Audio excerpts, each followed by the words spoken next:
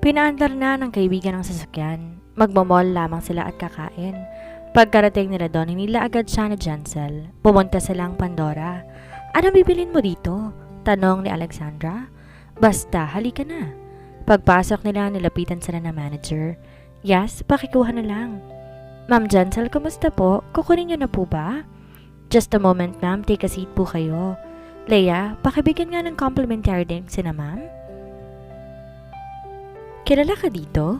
Nagtataka ni Alexandra ang tanong. Of course, investor ako ng Pandora, no? Proud nitong sabi. Wow, iba ka na talaga, Jancel. Pumapalakpak ni Alexandra ang sabi. Ma'am, milk tea po, sabi ni Leia. Thank you, sagot nila. Ma'am Jancel, lumapit ang manager. Ito po, ang ganda, sabi ni Alexandra. Binuksan ito ang isang set ng jewelry. Diamond set, you like it? Of course naman, ibabalot na po ma'am, tanong ng manager. Yes ma'am, yes please, at saka yung note pakilagay. Natawa si Alexandra sa sinabi ni Jancel. Ang ganda naman nun, sabi niya. Kapag may nagbigay sa akin ng ganyan, pakakasalan ko agad. Ma'am, ito na po. Inabot ang paper bag sa kanya. Ito ang bumili, sa kanya mo iabot, tanggihan ng Alexandra. Pero nakaregister po ito sa pangalang Alexandra Solomon, sagot ng manager. Tinanggap niya ito. Sa akin to? Maluhalohan niyang sabi. O paano gayan? Kailan tayo magpapakasal? Biro ni Jancel. Loka-loka ka talaga? Niyakap niya ang kaibigan. Para saan to? Regalo ko para sa kasal mo. Isuot mo ha? Oo naman, salamat. Umiyak si Alexandra. Alam mo talaga ang weakness ko.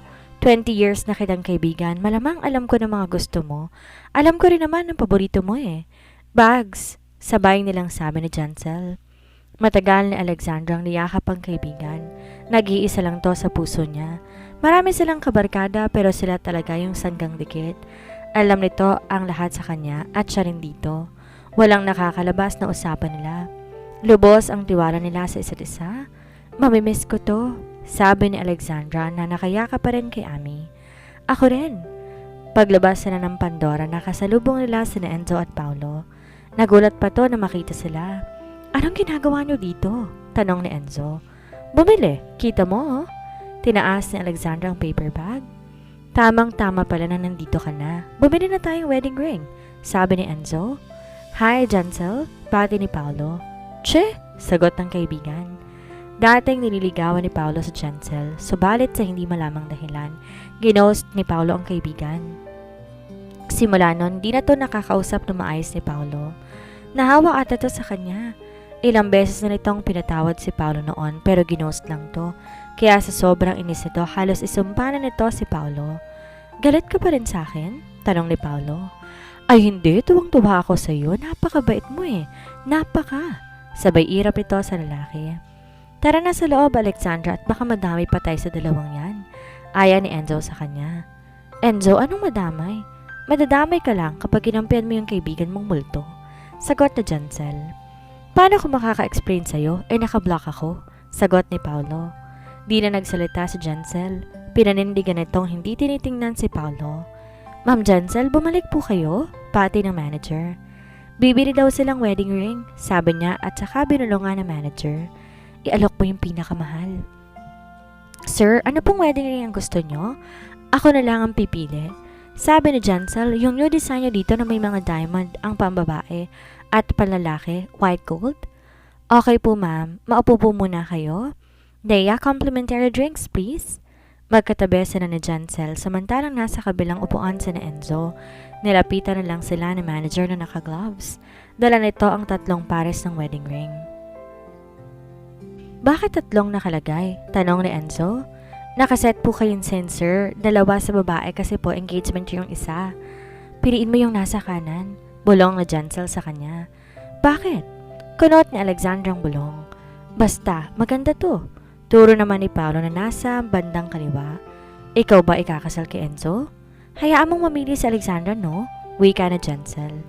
Pag kinasal tayo, bibilin ko yan. Sabay kindat ng lalaki. Mangarap ka? Never mangyayari yan, no? Tanggi na Jancel. Magbuburo na lang ako ng asin. Ano magbuburo ng asin? Nagsasalita ka na naman ang di Tagalog. Ulaga ka kaya hindi mo yun alam. Sabay ingos ni Jensel. Anong ulaga? Nakakunot na ang tanong ng lalaki. Gwapo yun, sagot ni Jensel. Salamat naman at ulaga ang tingin mo sa akin, nakangiting sabi ni Paolo. Ako ba sa paningin mo, ulaga din? Tanong ni Enzo. Usbaw ka naman, sagot naman ni Jensel. Anong usbaw? Napakunot ang noo ni Enzo. Charming, maapil, sagot ni Jensel. Nasa mood kang mag-compliment ngayon Napangiti si Paolo. Oh, ikaw na ang pumili. Utos pa nito sa kanya. Itong nasa kanan, sagot ni Alexandra. Kayo sir, tanong ng manager kay Enzo. Yan na rin kung anong nais niya, sagot ng lalaki.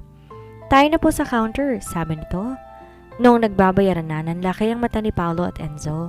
1.2 million? Sabi ni Paolo, ano yan, bahay? Marami po kasi itong diamante sir, sagot ng manager. Pwede bang palitan? Tanong ni Paolo. Hoy, na-punch na yan at saka mura lang yan kay Enzo, no? Buti na lang ayoko na sa'yo, kung hindi, baka tansan lang isingsing mo sa akin, sabi ni Jensel. Para sa'yo, bibilin ko ang buong store, sagot ng lalaki. Yabang, Irap nito. Sure ka na ba dito, Alexandra? Tanong ni Enzo. Bakit, ayaw mo ba?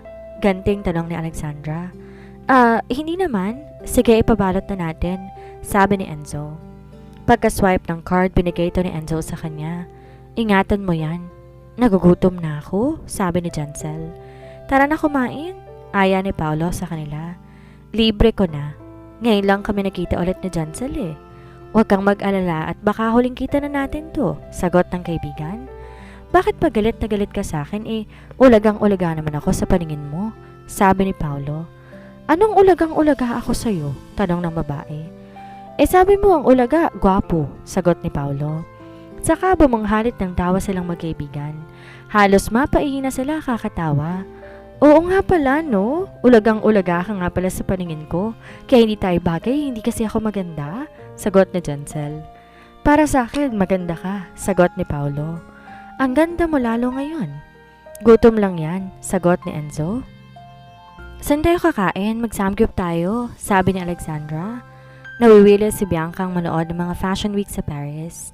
Noon isa siyang modelo, subalit dahil na rin sa drugs na kinasangkutan niya noon, naban siya sa international scene. Kaya mas pinili niyang umuwi na lang ng Pilipinas.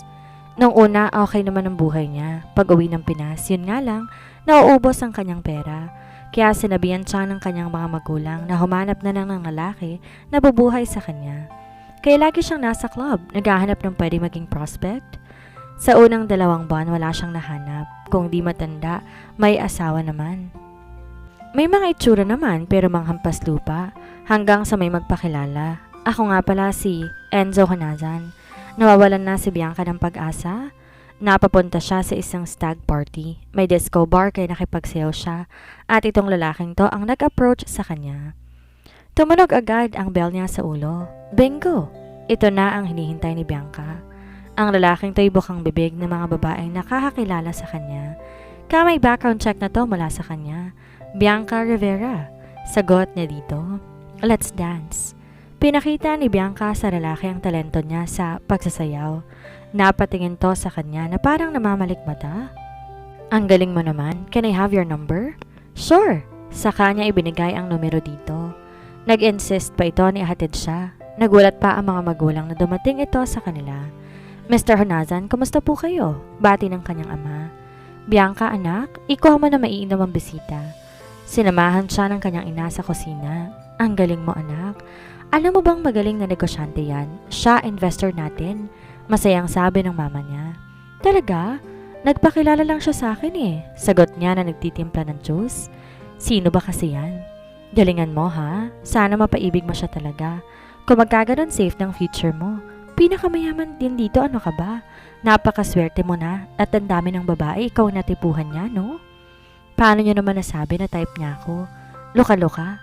Ang palagay mo ba ay hahatid ka niyan dito for nothing? Ano? Adik ka pa rin ba hanggang ngayon at ang slow mo? Sanay na si Bianca sa bibig ng mami niya. Ganito talaga to kapag may sinasabi na hindi agad maintindihan. Paglabas nila, ay nag-usap ng kanyang daddy at si Enzo. Nagtatawanan ang dalawang ito. Pasensya ka na at nagpatid pa siyang anak ko, sabi ng tatay niya. Nako sir, ako po nagpahatid talaga sa anak ninyo.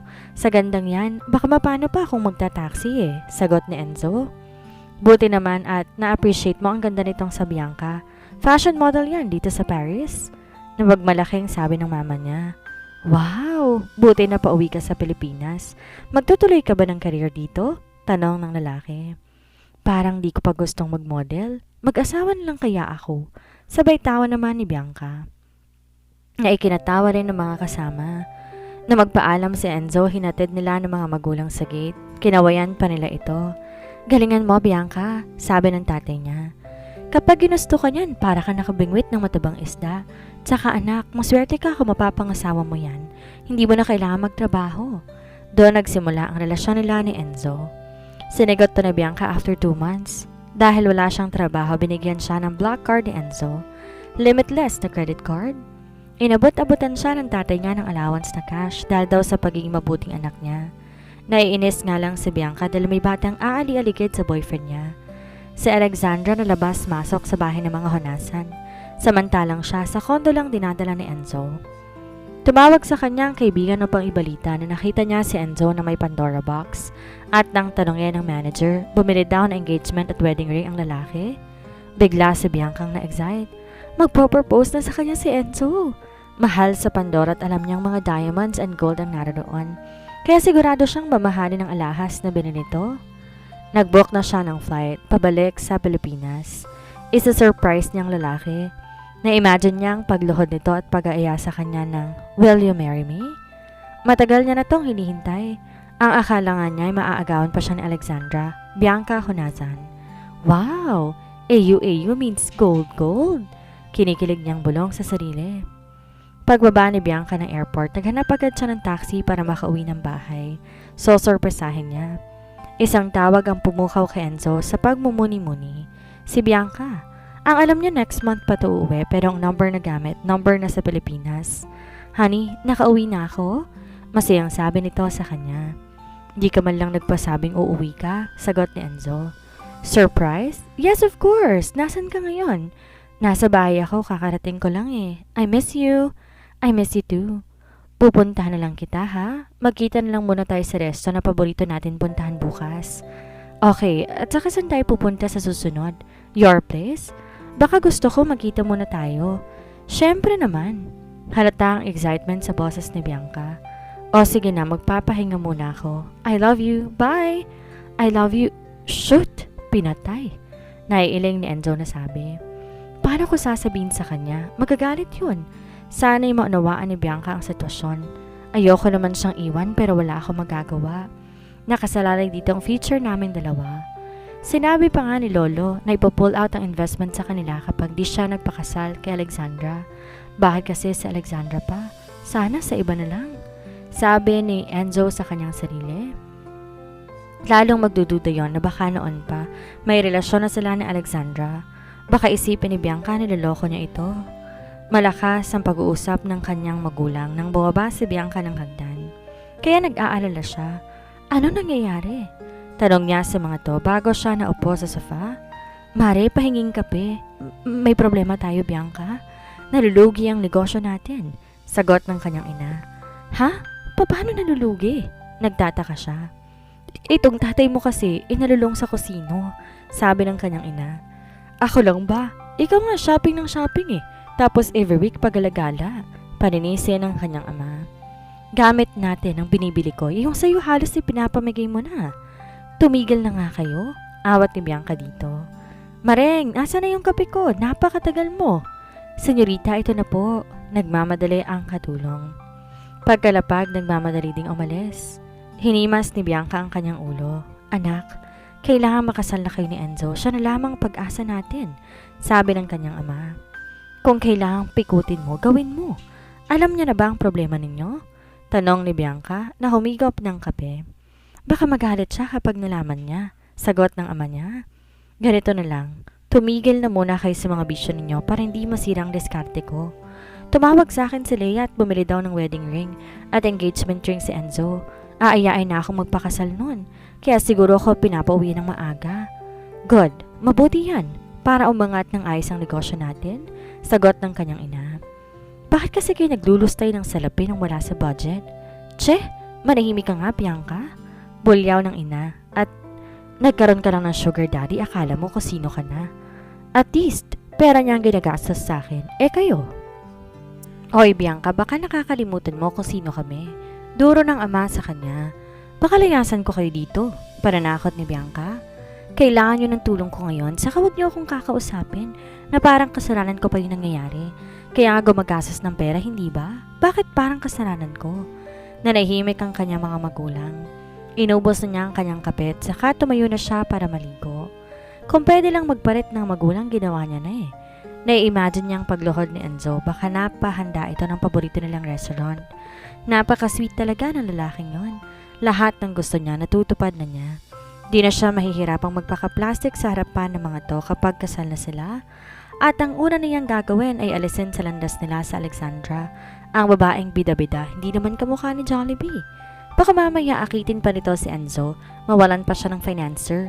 Ang hirap pa naman maghanap ngayon ng lalaking katulad ng boyfriend niya. Bukod sa mapera, may looks pa at hindi ito matanda. Kailangan niya lang magkunwari na wala siyang alam sa gagawin nito para di naman masirang surprise sa kanya. Ang reaksyon na gusto niya ipakita dito yung tipong gulat na gulat siya. Iba talaga to eh. Sa Pandora pa talaga to bumili ng singsing. Mamahalin to kaya alam niya po pwede tong isang la. Tsaka pag pinakasalan siya ni Enzo, hindi niya na kailangan mamroblema sa pera. Nakaupo si Alexandra sa sofa sa hospital room. Mataman niyang iniisip ko ano ang gagawin niya para ma-inlove sa kanya ang pinakamamahal niyang si Enzo. Grabe naman kasi to eh. Kung mahabol si Bianca, akala mo wala na ibang babae sa mundo. Pang-model nga ang katawan at mukha, kaso ugaling limonita naman. Si Lolo M umaayos ng lagay. Minsan iniisip ni Alexandra nagdadahilan na lamang to. Kapag meron tong gustong i-request, biglang humihina. Kapag napagbibigyan, biglang lumalakas. Saka ako na tatanungin si Lolo kapag naikasal na ako. 3 taon. Yon ang palugit ko sa sarili para ma-fall sa akin si Enzo. After nun, bahala na ako magtagumpay ako o hindi. Sana lang aayon ang panahon sa akin. Kung pera din lang naman ang gusto ko, sana hindi ko na siya pakasalan dahil makukuha ko ng kalahating yaman niya. Ewan ba sa puso ko siya pa ang, Hoy, naiimik ka na naman dyan mag-isa ha? May hangin yata yung ulo mo eh. Ginulat na naman siya ni Jancel. Para talagang hangin ang babaeng ito. Di man lang ni Alexandra namamalayan kapag dumarating. Kapag dumarating ka, hindi mo lang kita maramdaman. Paano ikay manhid? Kanina pa ako din ha? Hi Lolo Pogi, bati ng kaibigan sa matanda. Aba, at narito pa lang ba't ang ganyang maganda? Nagmano si Jancel sa matanda, tsaka naupo sa upang malapit sa higaan nito. Magpagaling na kayo, Lolo. Namimiss ko nang makikain sa bahay ninyo eh. Sabi nito habang hawak-hawak ang kamay ng matanda. At ito talagang batang to, napakatakaw. Buti na lang si Alexandra ang mapapangasawa ni Enzo, kung hindi, mauubos ang kayamanan ko pagpapakain sa'yo. Biro na matanda. Ay nako Polo, kahit ako'y bayaran nyo na malaki, ayoko dun. Baka maaga akong tumanda sa inyong apo. Kasuplado nun eh. Sus, paano? Si Paolo ang gusto mo? Biro ni Alexandra na lumapit sa dalawa saka umupo sa tabi ni Jancel. Ang sarap pala sa pakiramdam na napapalibutan ka ng magagandang babae. Biro ng matanda. Si Lolo talaga. Magpagaling kayo para sasayaw tayo sa kasal ni Alexandra. Siya kayo. Baka mamaya'y tumakbong inyong apo. Walang kakampitong kaibigan ko. Wika ni Jancel. Hindi ako tatakbo. Nakakunot ang noo ni Enzo kasama si Paolo. Lolo Pogi! Nagmano si Paolo sa matanda. Paano mo naman naisip, Jancel, na tatakbo ako? Nakakunot ang noo ng lalaki. Hindi ka namin kahuntahan dito ha? Napakamusang na rin. Ngumuso si Jancel. Ano na namang salita yung bosang na yan ha? Napakunot ang noo ni Enzo. Ala, ako'y wag mo nang pagtatanungin at siguradong masusura ka lang sa akin. Irap naman ni Jancel sa mga lalaki. Lalo kang gumaganda kapag ganyan ka, Jancel. Ngumiti si Paolo. Huwag ka nang magpapansin sa akin at ako'y lalo lang nauurat sa iyo. Bunsod ni Jancel sa lalaki. Oh, ano naman ang urat? Tanong naman ni Paolo. Nai-in-love yun, sagot niya. O edi lagi kang maurat sa akin para maurat din ako ng maurat sa'yo, sagot ni Paolo. Nako, tumigil na nga kayo. Awat naman ni Lolo M. Ano bang ginagawa ng dalawang dito? Lola, nakaka-hurt ha? Sabi ni Enzo. Dinadalaw kayo malamang. Ako lang naman ang apo nyo, diba? Kung mag-aasaran lamang kayo, umalis na kayo, sabi ni Lolo. At mas pinipili mo sila over me? Tanong ni Enzo. Isip bata ka na naman ha? Malamang gusto ko tahimik lang, nauna sila dito, sagot ni Lolo. Tiningnan sila na masama ni Enzo. Dinilaan naman to ni Jancel. Huwag na kasi kayong pasaway, sabi ni Jancel sa mga to. Baka sumama ang pakiramdam ni Lolo Pogi. Kaya ako naririto, kakausapin ko sana si Alexandra, sabi naman ni Enzo. Marami kaming dapat isettle. Di pa ako makakaalis kasi wala pa si Tita Telma. Umuwi si Papa kasi nilalagnat siya. Yan, pabantayin mo muna kina Paolo si Lolo. Di naman tayo magtatagal eh. May sasabihin lang ako. Hindi ba namin pwedeng marinig? Tanong ni Jancel. Marites ka rin, sabi ni Enzo. Pakim mo. Inirapan ng kaibigan niya si Enzo. Kung gusto mo, aalis na lang ako. Magkaibigan nga kayo, hilig sa blackmail, sabi ni Enzo. End?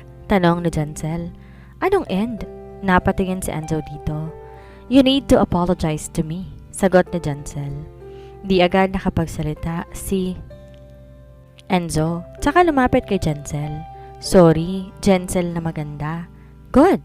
Alamin mo ang lugar mo ha? Narinig ko ng lahat yan ha? Sabi ni Enzo sabay tingin sa kanya. Nagkibit balikat lamang si Alexandra. At dito na po nagtatapos ang kabanata ng ating kwento. Sana'y muli niyo po akong samahan sa mga susunod pang kabanata. Maraming salamat po. Keep safe everyone.